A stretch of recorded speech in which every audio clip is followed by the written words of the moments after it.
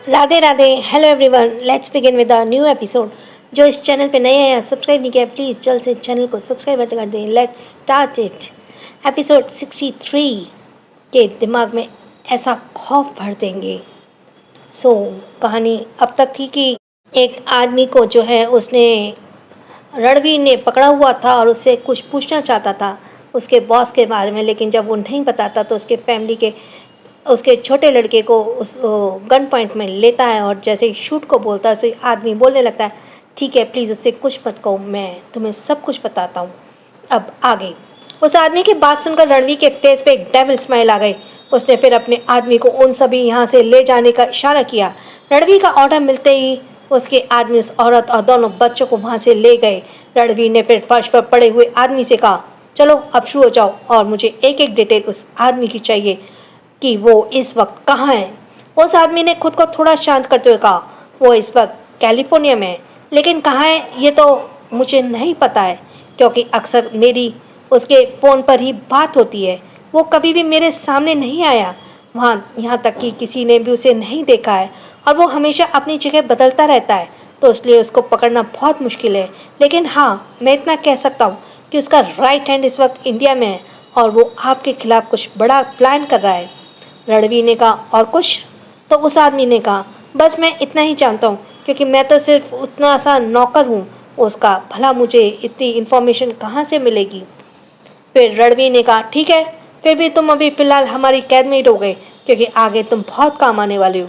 रणवीर खड़ा हुआ और अपना कोट ठीक करते हुए बोला, लेकर जाओ इसे, और जब तक मैं ऑर्डर ना करूँ इसे आज़ाद मत करना, और उसकी बीवी बच्चों को सेफली इसके घर छोड़ कर आओ। रणवीर वहाँ से चला गया। आलिया अपने रूम में सो रही थी। बाहर तेज बिजली की गड़गड़ाहट हो रही थी। विंडो खुली होने की वजह से बाहर की ठंडी हवा अंदर आ रही थी। तभी एक तेज गड़गड़ाहट की वजह से अचानक ही आलिया की आंखें झटके से खुल गईं। दरअसल उसे बिजली के तेज गड़गड़ाहट से बहुत डर लगता था। उसने घबराते हुए अपने आसपास देखा, लेकिन तभी एक तेज बिजली दोबारा चमकती और उसकी आवाज़ सुनकर आलिया ने जल्दी से अपने कानों पर अपना हाथ रख लिया। रूम में इस वक्त अंधेरा था, सिर्फ बाहर से आ रही हल्की हल्की रोशनी ही रूम में फैली हुई थी। आलिया का गला डर से सूख रहा था। उसने अपने पास पानी की बोतल देखी जो खाली थी। आलिया ने कहा, हे भगवान, इस बोतल को भी खाली होना था। अब मैं क्या करूं? मुझे बहुत प्यास लगी है। अभी किचन में कैसे जाऊं? फिर उसने खाली विंडो की तरफ देखा तो पहले सोचा कि क्यों ना इस विंडो को ही बंद कर दूं। आलिया बेड से खड़ी हुई और विंडो को बंद करने के लिए जैसे ही आगे बढ़ी, तभी एक बार फिर से बिजली की तेज आवाज़ सुनकर वो डर से पीछे हो गई। उसे बहुत ही डर लग रहा था। अक्सर कर वो अपने घर में होती थी तो हमेशा खिड़की को बंद करके ही सोती थी। आलिया थोड़ी डरपोक किस्म की लड़की थी और बहुत जल्दी ही डर जाया करती थी। पता नहीं क्यों, पर आलिया के अंदर जैसे एक डर बैठा हुआ था। अब ये किसका डर था ये तो आगे ही पता चलेगा। खासकर बारिश की अंधेरी रात उसके अंदर एक खौफ पड़ती थी। आलिया ने कसकर अपनी मुट्ठी बंद की और अपने कदम पीछे लेने लगी। तभी आलिया को ऐसा फील हुआ जैसे उस खिड़की के पास एक साया है। ये देखकर तो आलिया वहाँ रुकी नहीं और रुक ना सकी और जल्दी से रूम का डोर ओपन कर बाहर भाग गई। आलिया अब बेताशा कॉरिडोर में भाग रही थी और बार बार पीछे की तरफ मुड़कर देख रही थी। उसे लग रहा था जैसे कोई उसके पीछे पीछे आ रहा है। आलिया जल्दी जल्दी सीढ़ियाँ उतरने लगी। एक दो बार तो वह नीचे गिरते गिरते बची। पूरे हॉल में भी इस वक्त बहुत कम रोशनी थी और बारिश की चमक वहाँ के माहौल को काफ़ी डरावना बना रही थी। कुछ जल्दबाजी की वजह से और कुछ डर की वजह से आलिया अपना बैलेंस नहीं बना पाई और जैसे ही वो गिरने को हुई, तभी किसी के स्ट्रांग बाजू ने उसे अपनी बाहों में थाम लिया। आलिया ने कसकर अपनी आंखें बंद कर ली और कांपती आवाज़ में कहा, प्लीज़ मुझे मत मारना, प्लीज़ मैंने कुछ नहीं किया, मुझे मत मारना, प्लीज़ प्लीज़। तभी रणवीर की आवाज़ आलिया के कानों में आई, क्या हुआ तुम्हें और किससे इतना डर कर भाग रही हो? रणवीर की आवाज़ सुनकर आलिया ने धीरे से अपनी आंखें खोली और राजवीर की तरफ देखा, जिसका चेहरा आलिया की तरफ झुका हुआ था। आलिया की आंखों में डर देखकर राजवीर ने उससे दोबारा पूछा, क्या हुआ और ऐसे किसे डर कर भाग रही हो? कहते हुए राजवीर ने आलिया का सीधा खड़ा किया और आलिया को उंगली से पीछे की तरफ इशारा करते हुए कहा, वो वहाँ पर मेरे रूम में कोई है और वो मेरे पीछे भी आ रहा था। वह मुझे मारना चाहता है, मुझे उससे बहुत डर लग रहा है, वो मुझे मार देगा। आलिया डर की वजह से कुछ भी अनाप शनाप बोले जा रही थी। राजवीर ने पीछे की तरफ देखा और फिर आलिया से कहा, पर तुम्हारे पीछे तो कोई भी नहीं आ रहा। आलिया ने कहा, नहीं, वो छुप गया होगा। जरूर, मैंने देखा था, वो मेरे रूम को विंडो के पास था। राजवीर ने कहा, तुम्हारे रूम में कोई है? आलिया ने जल्दी से अपना सर हाँ में हिलाया तो राजवीर ने कहा, ठीक है, मेरे पीछे आओ, मैं देखता हूँ कौन है। कहकर राजवीर सीढ़ियों की तरफ बढ़ गया। आलिया अभी भी वहीं खड़ी सोच रही थी और आलिया को अपने पीछे आते ना देखकर राजवीर, जो एक दो सीढ़ियाँ ही चढ़ा था, उसने पलट कर आलिया की तरफ देखा और कहा, वहीं खड़ी क्या सोच रहे हो, चलो आओ मेरे पीछे। आलिया ने राजवीर की तरफ देखा और जल्दी से भागकर उसके पीछे पीछे चली गई।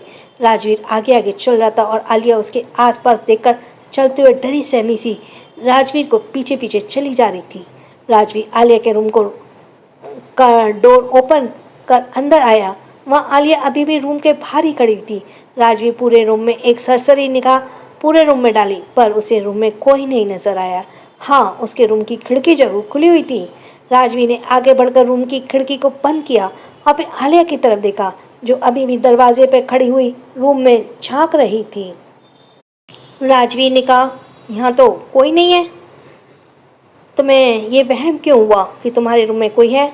तो आलिया ने कहा, शायद वॉशरूम होगा। राजवीर ने अपनी आई रोल करते हुए कहा, ठीक है, वॉशरूम को भी मैं देख लेता हूँ। कहकर राजवीर ने वॉशरूम में देखा और फिर आलिया से कहा, यहाँ भी कोई नहीं आलिया, चलो अंदर आओ। आलिया धीमी कदमों से अंदर आई। फिर राजवीर ने कहा, चलो तुम सो जाओ। तो आलिया ने कहा, अगर वो दोबारा आ गया तो राजवीर ने कहा, कोई नहीं आएगा, ये तुम्हारा वहम होगा। बाहर पेड़ लगे हुए हैं, शायद उनकी परछाई तुमने देखी होगी। आलिया को भी यही लगा कि शायद वो पेड़ की परछाई होगी और वह डर गई होगी। उसने फिर एक हंसी के साथ कहा, आप सही कह रहे हैं, शायद कोई पेड़ की परछाई होगी। वो क्या है ना, वो बिजली कड़कने की आवाज़ से मुझे बहुत डर लगता है, और जब मैंने कहीं साया देखा तो मुझे लगा शायद कोई मुझे मेरे रूम में आने की कोशिश कर रहा है। तो राजवीर ने कहा, तुम छोटी बच्ची हो क्या, तुम्हें बिजली के कड़कने से भी डर लगता है? आलिया ने अपना सिर हाँ में लाया और फिर बड़ी ही मासूमियत से कहा, बचपन से डर लगता है। सॉरी।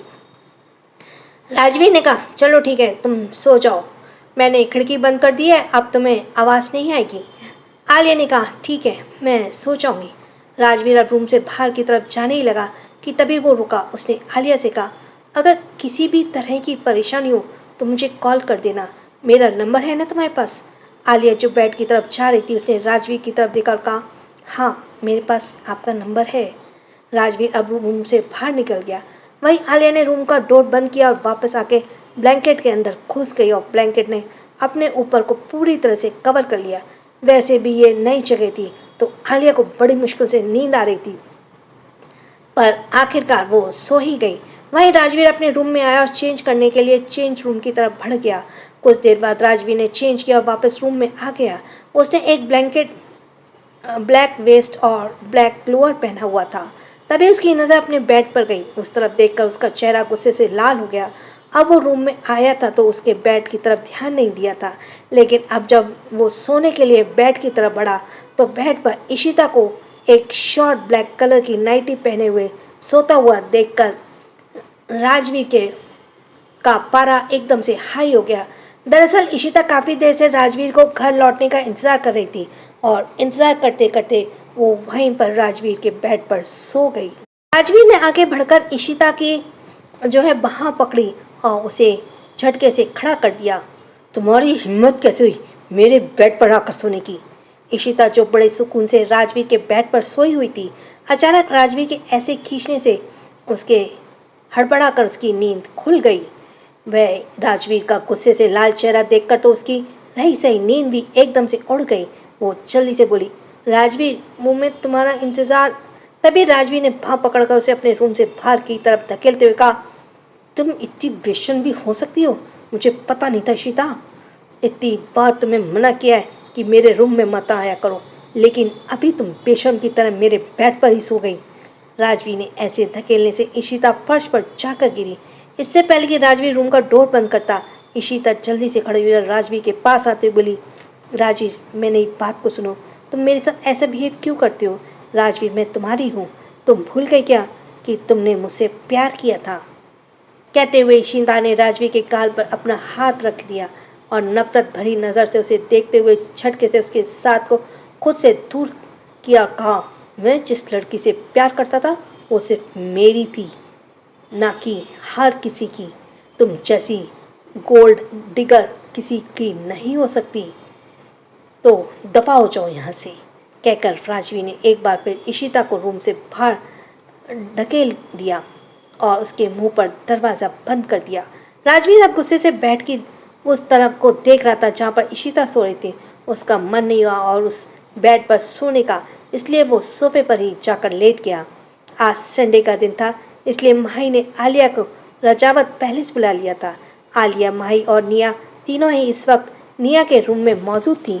माही ने आलिया के हाथ को देखते हुए कहा, इतनी बड़ी बात हो गई आलू, और तूने हमें बताया भी नहीं।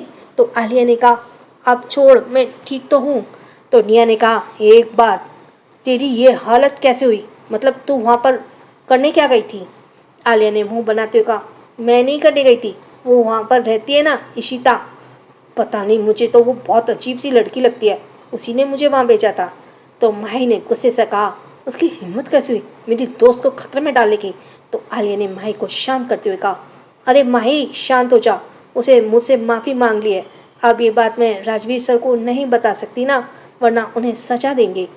निया ने आलिया के सर पर टैप करते हुए कहा, बुद्धू, वो लड़की बहुत शातिर है, अगर वो इतनी सीधी होती ना तो तुझे इतने खतरे में नहीं डालती। माही ने भी निया की बात का समर्थन करते हुए कहा, हाँ, वो एक बार अगर तेरे साथ ऐसा कर सकती है तो आगे भी कर सकती है, उसको सबक सिखाना बहुत ज़रूरी है। तो आलिया ने कहा, पर वो रो रही थी और मुझे लगा कि वो सच्ची बोल रही है। तो माही ने कहा, ऐसे घड़ियाली आंसू बहाना तो मैं भी जानती हूँ, तुम्हें पता है ना, जब मुझे दादी से कोई बात मनवानी है तो या दादू से, तो मैं कैसे धाड़े मार मार कर रोती हूँ। ये सुनकर निया को हंसी आ गई। हाँ, वो तो हम देखते ही हैं, रो रो कर तेरी शक्ल बंदरिया की तरह हो जाती है।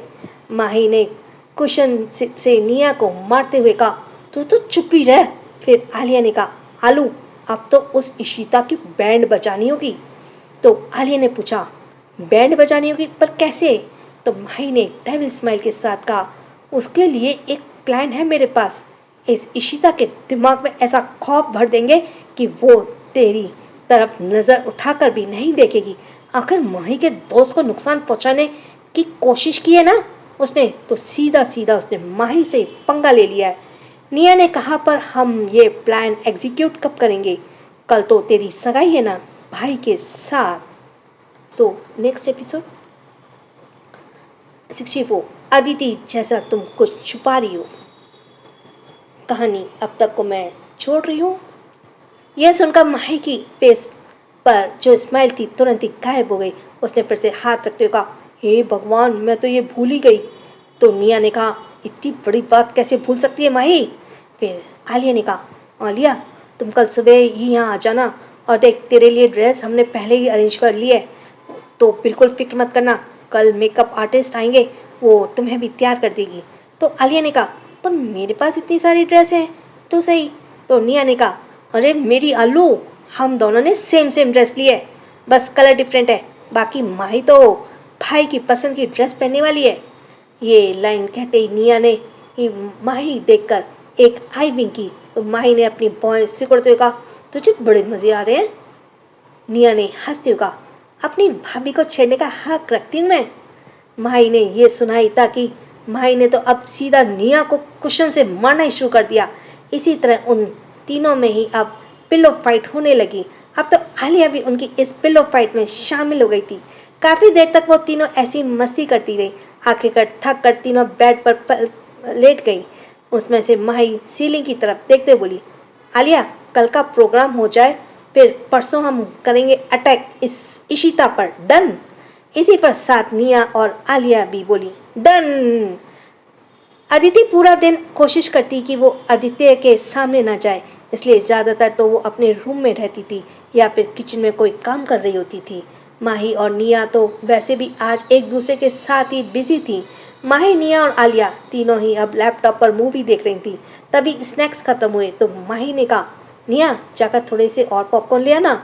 तो निया ने कहा, मुझे नहीं पता, तुम्हें खुद लेकर आओ। माही जानती थी कि निया एक नंबर की कामचोर है, वो उसके लिए पॉपकॉर्न नहीं लेकर आएगी, इसलिए वो बेड से खड़े होते बोली, चुपचाप इस मूवी को अभी के अभी यहीं पॉज कर दो, और जब तक मैं नहीं आती तब तक इसे प्ले मत करना। आलिया ने कहा, तुम चिंता मत करो माई, तुम पहले पॉपकॉर्न ले आओ, फिर इस मूवी को हम तभी प्ले करेंगे। माई को जब तसल्ली हो गई तो वो रूम से बाहर निकल गई। अदिति किचन में खाना वगैरह बना रही थी। तब माही ने कहा, तुम यहाँ पर नहीं हो क्या? अदिति ने पीछे पलटकर माही की तरफ देखा और मुस्कुराते हुए अपना सर हाँ में हिला दिया। माही जल्दी से अदिति के पास आई, बोली, मैंने तुम्हें पहले कभी नहीं देखा, तुम कब आई? तो अदिति ने कहा, मुझे यहाँ 2 दिन हो गए आए। ये बात सुनकर माही हैरान हो गई और बोली, पूरे 2 दिन हो गए तुम्हें घर में आए और मुझे पता भी नहीं है, ऐसे कैसे हो सकता है? फिर कहा, वैसे तुम्हारा नाम क्या है? तो अदिति ने कहा, मेरा नाम अदिति है। फिर माही ने कहा, तो अदिति मेरा नाम माही है। तो अदिति ने कहा, हेलो माही, तुमसे मिलकर मुझे बहुत अच्छा लगा, वैसे तुम कुछ खाना चाहोगी, मैं बना दूँ? तभी माही को याद आया कि वो तो किचन में पॉपकॉर्न लेने आई थी। उसने कहा, अरे मैं तो पॉपकॉर्न लेने आई थी, वो हम ना मूवी देख रहे हैं इसलिए। तो अदिति ने कहा, लो मैं अभी तुम्हें देती हूँ। कहकर अदिति ने माही को एक बॉल में पॉपकॉर्न भर के दिए और फिर माही की तरफ बढ़ाते हुए कहा, ये लो, तुम्हें और भी कुछ चाहिए हो तो मुझे बता देना, मैं तुम्हारे रूम में देने आ जाऊँगी। माही ने कहा, ठीक है।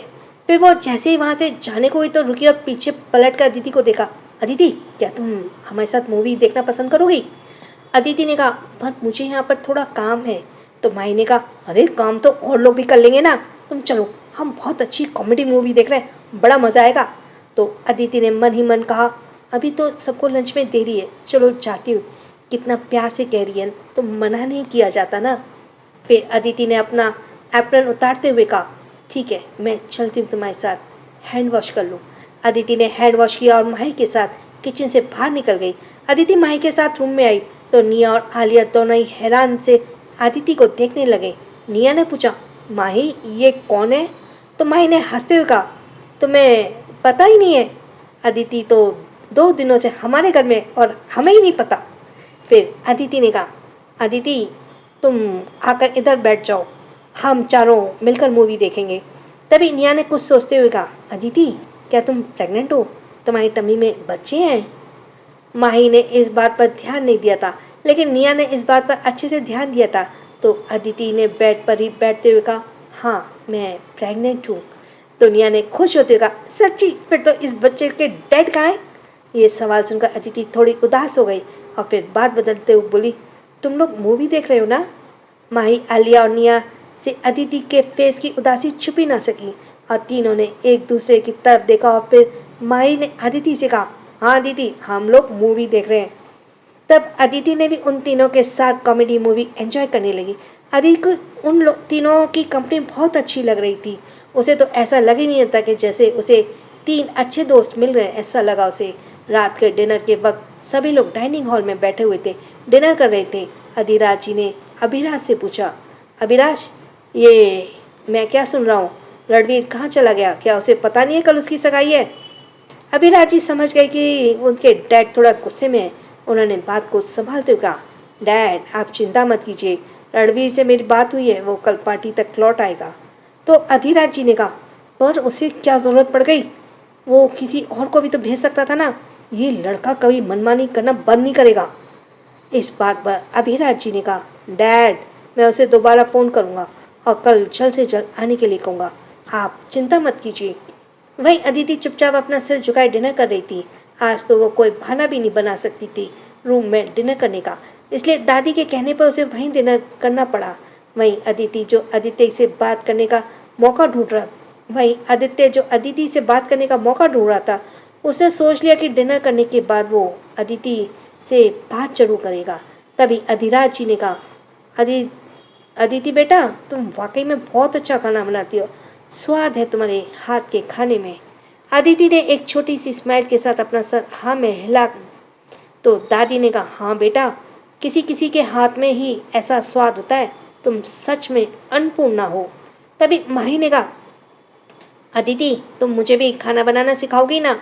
तो आदित्य ने माही को छेड़ते हुए कहा, हाँ दीदी, इसे खाना बनाना सिखा देना। वैसे भी कुछ दिनों में इसकी शादी होने वाली है, तो अपने पति के लिए इसे खाना भी तो बनाना पड़ेगा ना। ये बात सुनकर माई के मुंह फुलाते हुए अदिति की तरफ देखा और अदिति ने कहा, क्या गलत थोड़ी कह रहा हूँ? क्या तुम अपने पति के लिए खाना नहीं बनाओगी? आदित्य की बात पर निया मुंह दबाकर हंसने लगी। वहीं माई का तो मन खराब हो गया था। उसने खड़े होते कहा, बस मेरा पेट भर गया, मुझे और खाना नहीं है, मैं जा रही हूँ। सुने, तभी दादी ने कहा, अरे खाना तो पूरा खा ले। माई जो वहाँ से जाने को थी, उसने पलट कर आदित्य की तरफ देखकर कहा, नहीं दादी, मुझे नहीं खाना और खाना। माई कह तो दादी से रही थी, पर वो आदित्य को ही घूर कर देख रही थी। आदित्य ने अपनी भौहें चढ़ाते हुए जैसे कहा, इतना गुस्सा किसे दिखा रही हो? मैं नहीं डरता तुमसे। तो माई ने भी अपनी आंखों के इशारे से करते हुए जैसे उससे कहा, तो मैं देख लूंगी, कहकर माही पैर पटकते हुए वहां से चली गई। सुगंधा जी ने आदित्य से कहा, आदि क्यों उसे परेशान कर रहे थे? तो आदित्य ने हंसते हुए कहा, मॉम, मेरी एक ही तो भाभी है, अब उसे भी नहीं छोड़ूंगा तो किसे छेड़ूंगा? आदित्य की बात पर दादी और सुगंधा जी दोनों को हंसी आ गई। फिर अधिराज जी ने कहा, आप चुपचाप अपना खाना खाओ, चलो। सारा काम खत्म होने के बाद अदिति वॉक करने के लिए बाहर गार्डन में आ गई। बाहर गार्डन में उसे एक अलग ही तरह की सुकून मिल रहा था। वो आंखें बंद किए बेंच पर बैठी हुई थी। उसने अपना सिर बेंच पर पीछे की तरफ टिकाया हुआ था। तभी उसे एहसास हुआ कि उसके बगल में कोई बैठा हुआ है। अदिति ने आंखें खोलकर अपने बगल में देखा तो आदित्य उसके पास ही बैठा हुआ था, उसे ही देख रहा था। आदित्य को अपने पास देखकर अदिति जल्दी से हड़बड़ा कर सीधी बैठ गई और कहा, आप यहाँ पर? तो आदित्य ने कहा, ऐसे घबरा क्यों रही हो? मुझे देखकर जैसे कोई भूत देख लिया हो। तो अदिति ने कहा, नहीं ऐसी बात नहीं है, वो अचानक से आप आए ना तो इसलिए। अदिति ने कहा, हाँ मुझे लगा कि तुम शायद सो गई हो, इसलिए मैंने तुम्हें जगाना सही नहीं समझा। मैं बस तुम्हारे जागने का वेट कर रहा था। अदिति ने कहा, नहीं मैं सो नहीं रही थी, वो बस ऐसे ही आंखें बंद किए बैठी थी। फिर आदिति ने आगे बात बढ़ाते हुए कहा, मुझे तुमसे कुछ बात पूछनी है अदिति। अदिति मन ही मन कहा, कहीं इन्हें शक तो नहीं हो गया ना, या फिर वो सब कुछ याद तो नहीं है? क्या ये इस बारे में मुझसे बात करने वाले हैं? अदिति अपनी सोच में गुम थी कि आदित्य ने कहा, तुमने मुझे उस दिन कहा था कि तुम्हारा पति तो मर गया है, जबकि रणवीर से मुझे पता चला कि तुमने पति से तुम पर हमला करवाया है पति ने, तो तुमने मुझसे झूठ क्यों बोला? ये बात सुनकर अदिति ने एक राहत भरी सांस ली और आदित्य को कुछ भी याद नहीं आया। उसने फिर फीकी सी स्माइल के साथ कहा, जिसने कभी अपने पति होने का कोई फर्ज ना अदा किया हो, जो अपनी पत्नी के पीछे हाथ धोकर पड़ा हो उसे खत्म करने के लिए, तो ऐसे पति को तो मरा हुआ ही कहेंगे ना। आदित्य को पता नहीं क्यों, पर कहीं ना कहीं ऐसा लग रहा था कि आदिति उसे पूरी तरह से सच नहीं बता रही है। उसने दोबारा कहा, अदिति क्या तुम कुछ ऐसा है जो छुपाने की कोशिश कर रही हो? ये बात सुनकर अदिति एकदम सकपकाते हुए बोली, नहीं नहीं ऐसा कुछ नहीं है, मैं आपसे कुछ नहीं छुपा रही। भला मैं आपसे क्यों कुछ छुपाऊंगी? आदित्य ने कहा, क्योंकि तुम्हारी बात मुझे कुछ हजम नहीं हो रही है। भला कोई अपनी बीवी और अपने होने वाले बच्चे को क्यों मारना चाहेगा? आखिर ये बच्चा उसका भी तो है ना। ये बात सुनकर अदिति का चेहरा एकदम से सफ़ेद पड़ गया। वो जल्दी से बेंच से खड़ी हुई और अपनी नज़र चुराते हुए बोली, वो आदित्य जी मुझे नींद आ रही है, तो मैं भी सोने जा रही हूँ, मुझे दवाई भी लेनी है। कहकर अदिति जैसे ही जाने लगी, आदित्य ने जल्दी से खड़े होकर उसका हाथ पकड़ लिया। आदित्य ने ऐसा पकड़ने से अदिति का दिल भी धड़कने जैसा कुछ पल के लिए रुक गई। वहीं अदिति के टच करते आदित्य को भी अलग तरह की फीलिंग हो रही थी, एक जानी पहचानी फीलिंग। अदिति ने बिना आदित्य को तरफ देखे ही अपना हाथ छुड़ाने की कोशिश की, तो आदित्य ने उसे अपने सामने करते हुए कहा, मुझे हर बार ऐसे क्यों लगता है अदिति, जैसे तुम कुछ छुपा रही हो? क्या कोई ऐसी बात है जो तुम्हें परेशान कर रही है? अदिति ने ज़बरदस्ती की स्माइल के साथ कहा, नहीं आदित्य जी, आप ऐसा क्यों कह रहे हैं? और मैं तो आपको अच्छे से जानती भी नहीं हूँ, तो आप इस उम्मीद कैसे कर सकते हैं कि मैं सारी बात आपसे शेयर करूँ? आदित्य और अदिति की बात कहीं ना कहीं सही लग रही। आदित्य अभी अदिति के लिए अजनबी थी, और भला कोई लड़की एक दिन मुलाकात में किसी के सामने अपनी पूरी ज़िंदगी कैसे खोल कर रख सकती है? इसलिए आदित्य ने अदिति का हाथ छोड़ दिया और कहा, जब भी तुम लगे कि तुम अपनी परेशानी मुझे शेयर कर सकती हो तो मुझसे ज़रूर शेयर करना अदिति। क्या पता मैं तुम्हारी उस परेशानी को दूर कर सकूं। आदित्य को अदिति की बात कहीं ना कहीं सही लगी थी। आदित्य अब अदिति के लिए अजनबी था और भला कोई लड़की एक दिन मुलाकात में किसी के सामने अपनी पूरी ये रिपीट हो गया है। एपिसोड 65। इतनी देर रात को हम जैसे इंसान सोते हैं, किसी की नींद हराम। तो मैं इसका रिकैप हटा देती हूँ। अब आगे अदिति ने धीरे से अपना सर हाँ में हिलाया और वहाँ से चली गई। आदित्य कुछ देर तक तो उसे जाता देखता है और फिर अपनी पॉकेट के हाथ डालते हुए कुछ सोचते हुए बोला, तुम्हें मैं नहीं जानता, फिर भी तुम इतनी जानी पहचानी क्यों लगती हो अदिति। तभी आदित्य का फ़ोन रिंग होने लगा। आदित्य ने अपने पॉकेट से फ़ोन निकालकर कान पर लगाया और वहीं खड़े होकर किसी से बात करने लगा। माही सोने की तैयारी कर रही थी कि तभी सुगंधा जी ने उसके रूम में आते हुए कहा, माही बच्चा, मुझे तुमसे कुछ बात करनी है। माही ने कहा, हाँ चाची कहिए। सुगंधा जी ने उसे सोफे पर बैठने का इशारा करते हुए कहा, आओ बैठो, बैठकर बात करते हैं। माही सुगंधा जी के पास ही सोफे पर बैठ गई तो सुगंधा जी ने माही का हाथ पकड़ते हुए कहा, माही तुम्हें पता है ना कल तुम्हारी सगाई है रणवीर के साथ। तो माही ने मुंह बनाते हुए कहा, मुझे पता है चाची जी, कल मेरी सगाई है। तो सुगंधा जी ने कहा, तुम ऐसे मुंह बना रही हो, क्या तुम खुश नहीं हो। तो माही ने कहा, चाची जी इतनी जल्दी शादी होगी तो किसे खुशी होगी। सुगंधा जी ने हंसते हुए कहा, माही तुम तो इसी घर में रहने वाली हो, तुम इस बात से खुश हो जाओ कि तुम हम सबको छोड़कर नहीं जाओगे।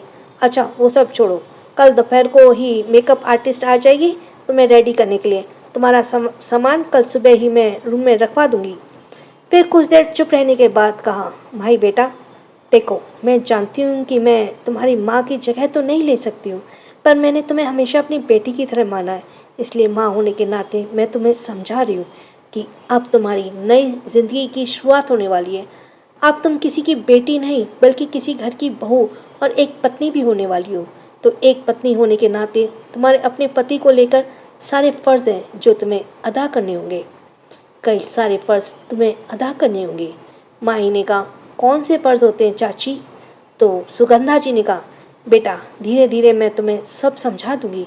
तुम्हें पता है माही, जब मैं शादी करके घर में आई थी ना तो मेरे लिए काफ़ी कुछ कन्फ्यूजन भरा था। तो मैं हमेशा अपनी माँ से अपने दिल की बात किया करती थी और मेरी माँ हमेशा ही मुझे अच्छे से अपने फ़र्ज़ को निभाने के तरीके बताया करती थी। वैसे तो माँ जी भी मेरी माँ से कम नहीं है, उन्होंने भी मेरा बहुत साथ दिया है, लेकिन एक छोटी बेटी जितनी अपनी माँ से अपने दिल की बात शेयर करती है उतना किसी और से नहीं कर पाती है। तो माही ने उदास होते कहा, और मेरी माँ तो बहुत पहले ही चली गई ना आंटी।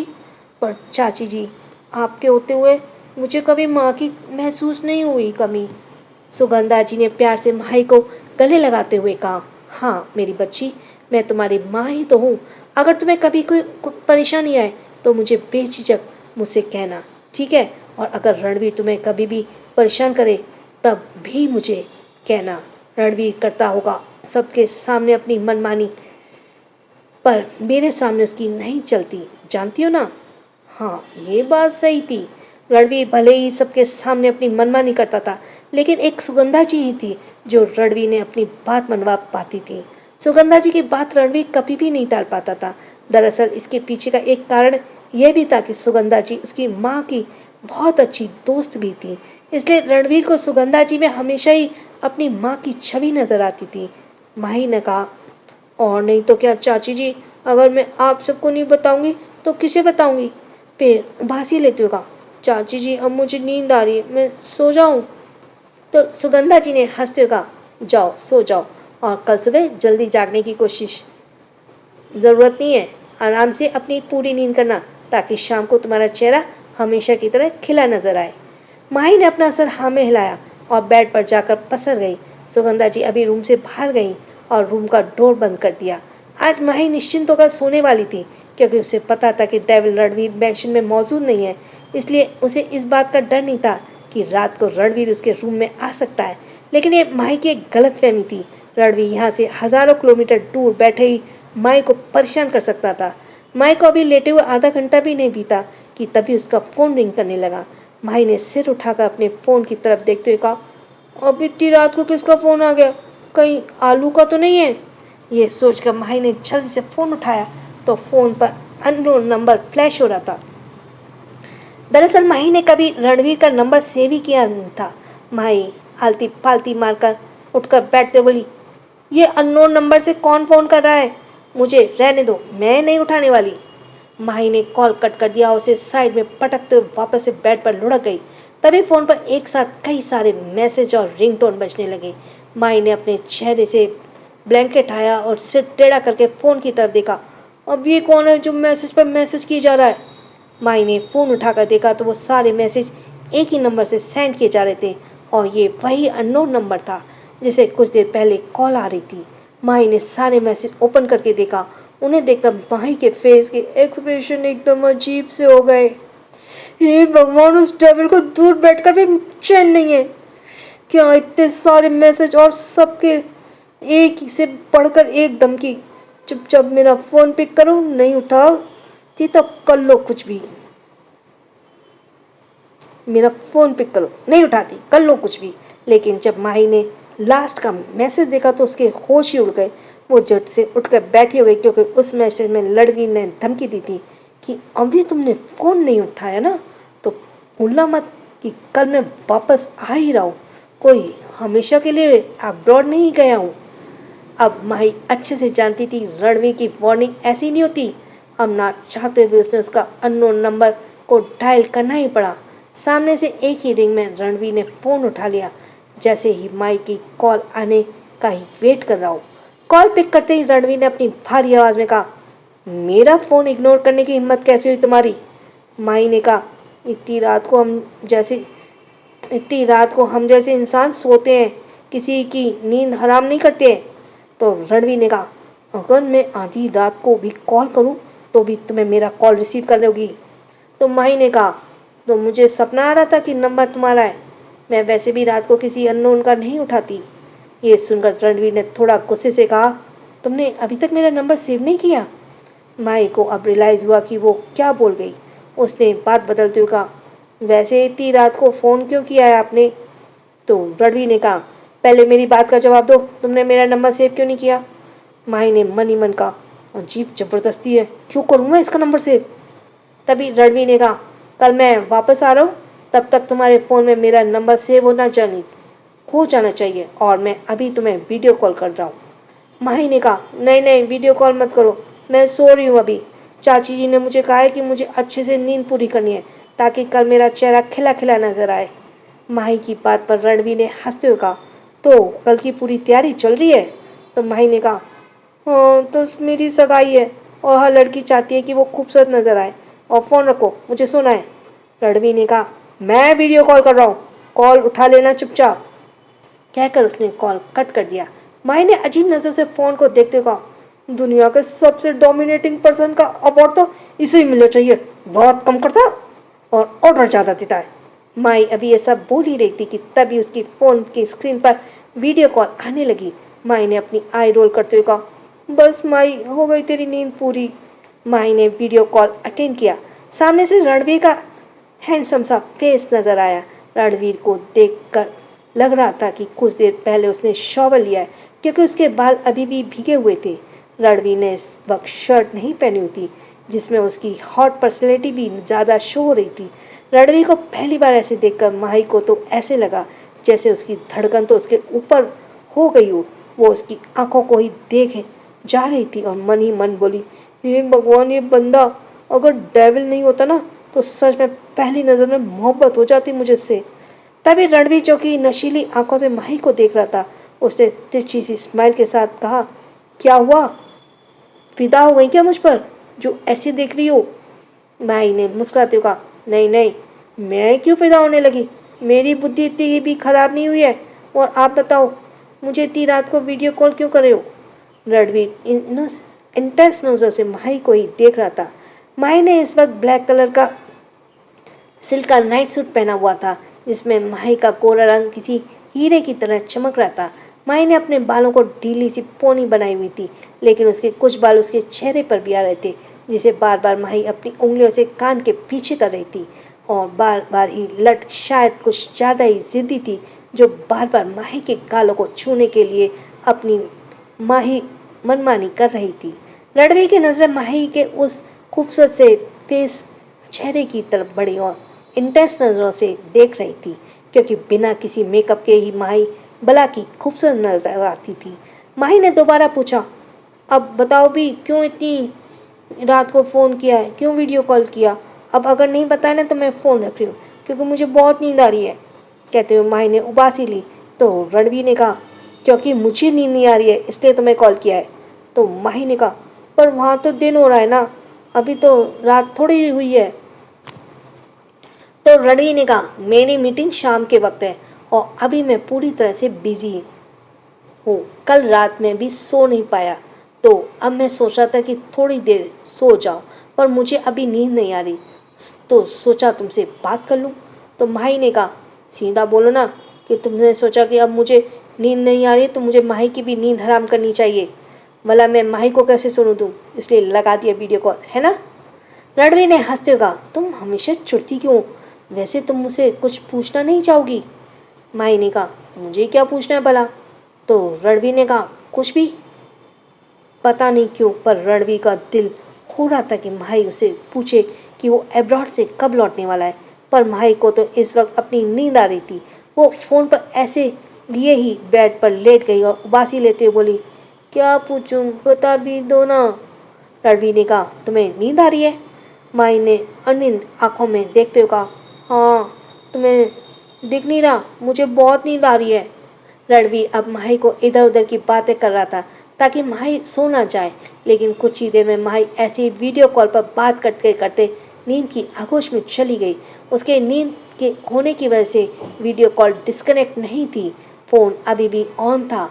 रणवीर ने उसे जगाने की बहुत कोशिश की, पर माही तो जैसे घोड़े का पूरा बाजार बेचकर सो रही थी। रणवीर ने गहरी सांस लेते हुए कहा, ये लड़की नींद की कितनी भूखी है, पता नहीं शादी के बाद ही क्या करेगी। कोई पता नहीं, कोई बात नहीं, मैं हूं ना उसकी नींद उड़ाने के लिए। कहते हुए रणवीर के होठों पर शरारती स्माइल आ गई। वो अभी भी एकटक माही के चेहरे को ही देख रहा था, जो सोते हुए पूरा मासूमियत का भंडार लग रहा था।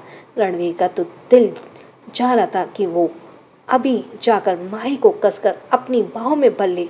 रणवीर को तो मन ही नहीं भर रहा था माही को इतनी देर से देखने पर भी। तभी उसके फ़ोन पर किसी का कॉल आने लगा, जिसे रणवीर इग्नोर नहीं कर सकता था, इसलिए ना चाहते हुए रणवीर को वीडियो कॉल डिस्कनेक्ट करना पड़ा। दूसरा दिन सुबह के वक्त पूरे रजावत पैलेस में काफ़ी भाग दौड़ मची हुई थी। रजावत पैलेस में किसी दुल्हन की तरह सजाया जा रहा था। सुबह के 10 बज चुके थे और इसी के साथ हम नेक्स्ट एपिसोड नेक्स्ट टाइम।